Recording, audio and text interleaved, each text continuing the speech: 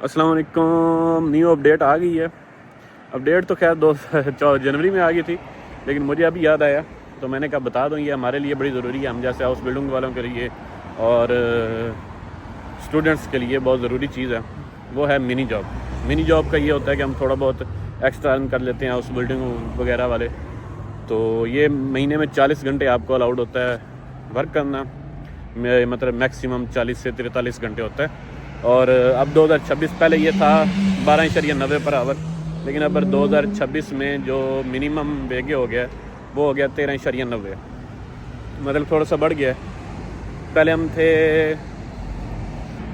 ہم کما سکتے تھے مطلب 500-550 euro per month tax free, لیکن اب ہو گیا 603 یورو ٹیکس فری. مطلب آپ مہینے میں 40 گھنٹے کام کر کے 603 یورو ٹیکس فری گھر لے جا سکتے ہیں. اور یہ سب سے زیادہ ضروری ہوتی ہے اسٹوڈنٹس کے لیے، ہاؤس بلڈنگ والوں کے لیے. مطلب تھوڑا سا ایکسٹرا ارن کر لیں، اور سب سے زیادہ آسانی سے مل جاتی ہے آپ کو.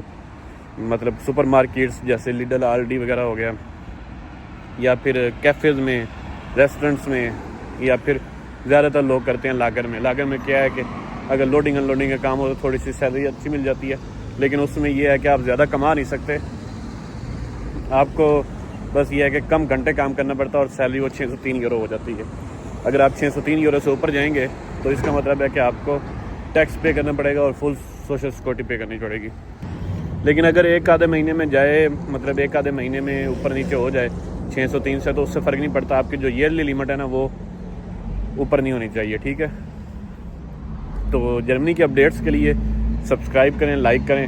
ملتے ہیں آپ سے نیکسٹ ویڈیو میں.